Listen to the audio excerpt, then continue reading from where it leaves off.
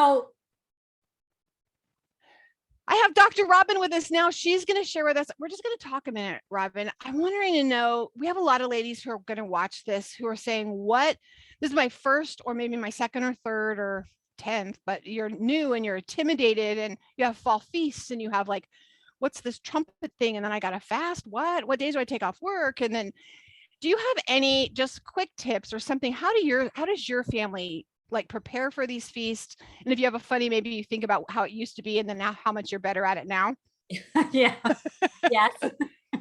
Well, I think the fall feasts are so interesting because we're in the time of Elul, which is I'm my beloved and my beloved is mine. So there's this massive preparation to be prepared for the wake up call, which to me is just measure after measure of grace, which we are to really recognize at the head of the year here.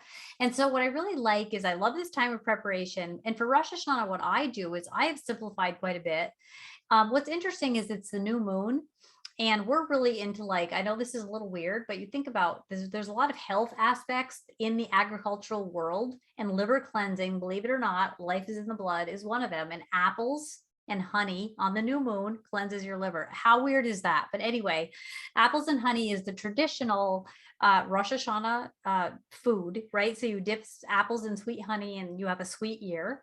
And so we blow the shofar, we have apples and honey, and then sometimes I'll make like an apple bread or apple cake, and we sit around and we read whatever just that portion is, and we just relax. So that's what we do that night. A lot of times it's looking up at the sky and, addressing the fact that the Father made the luminaries. We don't worship the luminaries, we enjoy them, and that these are the times and seasons. And then there's that high day. Now, some people will celebrate 2 high days, some people celebrate 1 high day, and that is just going to be up to whatever that person's community does.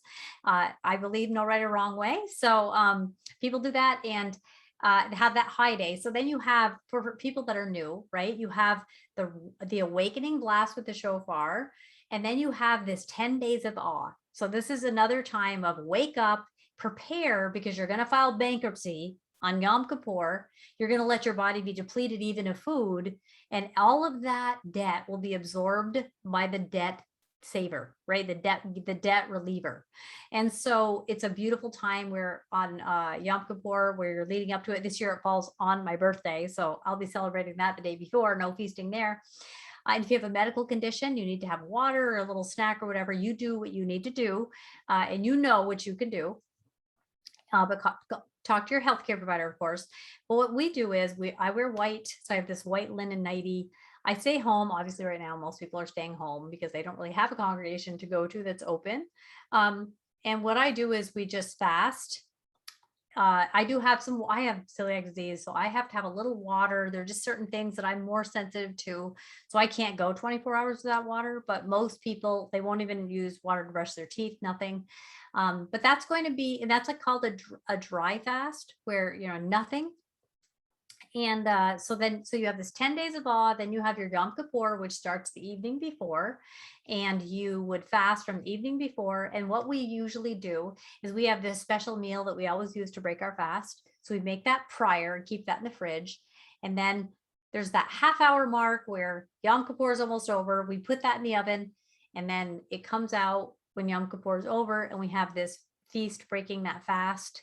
And that during that time of Yom Kippur, it's the time of affliction. There's prayers you can read during Yom Kippur. And I just like to think about it as, think of every single debt for you and the nation. I mean, I can repent for every drop of blood that's hit the earth. You know what I mean? And you're just like, show me, show me, show me. It's about filing bankruptcy and being clean.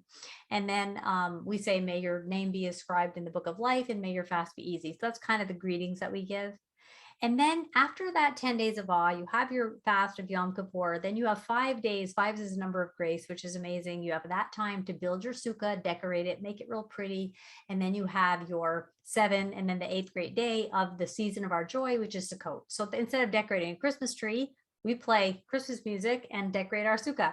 And then we have a great time with lights and decorations and make that nice. And then we plan a few events. We put a sukkah in our yard, and people come over, and they bring all the cheese from the good part of the store, as they say, and all the special foods and ribeyes and all the things that we do, and that's what we would do. Now, this will be a different year for people. You might have a little sukkah in your backyard. You might decorate your patio. You'll do what you do, right? When with a lot of people having to make do. But those are some simple tips. But what I like to do is have a few items that are set aside and put in my Hanukkah box, in my Rosh Hashanah box, in my Yom Kippur box. And every year I like to pull those boxes out and take those items out. So these are set apart items for sacred use. So that would be my white nightie, little white linen dress that I wear on Yom Kippur every year. So it's really these rhythms that can be sort of creative a stability for us, where you get that feeling like people who pull out their Christmas decorations, they're just so used to it. I like to do that, but with these fees. So I like to have things that I use year after year. And I just keep them in a special place. So there are different people that you can buy these really cool little dishes for the apples and the honey and all this. There's things you can have and keep and pull out every year. Play certain music that you always play every Rosh Hashanah. We have a playlist that we have for each different thing. And this creates rhythms. This creates like memories, and then it invokes, oh, remember last year, So anytime you can create something that you could replicate, I think is kind of neat. So that's my advice.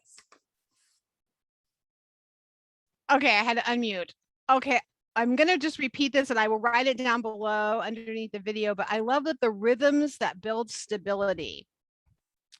Because sometimes people are thinking, well, that's tradition, and I'm not a big tradition person. But what we remember is that it's you build the traditions in your family around the things that, and then what that does is bring stability. And it's no different than, for example, I'm looking out and I'm watching some of the trees around here are starting to change color a little bit. And I was thinking this morning as I was looking outside and I was praying, and I thought all these leaves are going to be gone. It's going to go, everything's going to go to stick again. And I thought, my favorite time of year, Father, my favorite time of year is when I can see the little buds come out on the tree and they start to open up. But I wouldn't see that part of my year if I didn't go through this process of losing all the leaves and all the mess and all the things. So it's something I look forward to. I look forward to when we drive down and we see the new little colts that are born. And I look forward to, that's the time. So I love when that spring is just about to come. I also love fall when all the colors are, that's my favorite, when all the colors. But I was thinking about, we go through these seasons, and what you just said, you're building these traditions, these boxes that you bring them out, and they're special things. It's like your anniversary. We have the cups we drank out of at our wedding. We bring those only out for our anniversary, and that's what we drink out of. So the knife, we have a little cake and we use our knife, or yes, exactly. We have those things. So that's great. I really love that you had said that you go into the 10 days of awe also, and then you have the 5 days of grace. And that is beautiful. That is beautiful. And it doesn't have to be this big elaborate sukkah. It could be your patio umbrella. One year Brenda had a beautiful, she had lived in a time, she had a cute little patio umbrella and set it up, and they just sat under their patio umbrella, and she used a cute shower curtain she had already put away and made it like a little, it was so cute. Love it. It was adorable. So just doing what works for your family. So thank you. Any last minute thoughts on this? Let me think. Am I recording? Yeah. So yeah, I think that basically being able to bring your family in on things that you do every year is also nice, because it creates a feeling of belonging.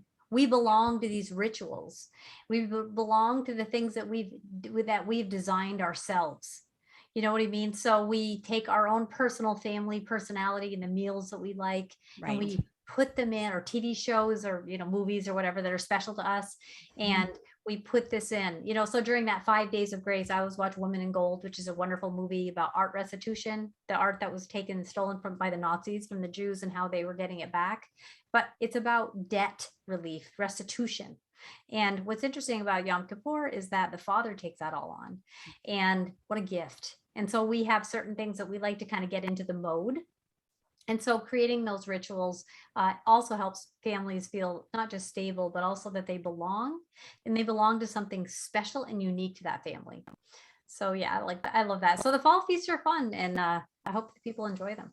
Me too. And I think that's great that for those of you who have maybe gotten rid of other feasts that you were celebrating before, that was something that was a family tradition. And now you, instead of, I've went so many years, I didn't replace it with any of the biblical feasts because I didn't know how to do it. So I didn't do anything.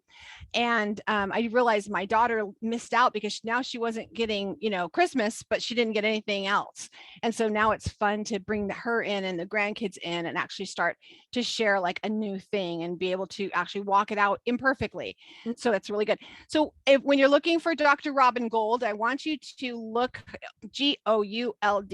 If you go to therootedcafe.com, KAFE/store, scroll down to books. We do have links in there that take you to Amazon to where for Robin's books. This is a great time of year to read her book, Marriage and Remarriage, Divorce and Remarriage in the Bible. Such a great time because talking about redemption. Yes, perfect time of year for you to read about that. And because this book is a nice Sukkot book. Oh, good. Yes. Book, yeah, I'll have to send you one. This is a great time because you understand like you hear me all the time bragging about this. So close your ears, Robin. The best story of the gospel I've ever read. And my husband agrees. And we've like listened to Robin teaching at our conferences. We'll listen to that recording sometime on a trip that we know we have a 45 or an hour minute line. That's on the playlist. Like, hey, let's listen to that again because it's such a beautiful story of the gospel and of his redemption. And what a great time of year to be reminded of that and be set free from maybe some mindsets that you have about marriage. So thank you for sharing your gift with us.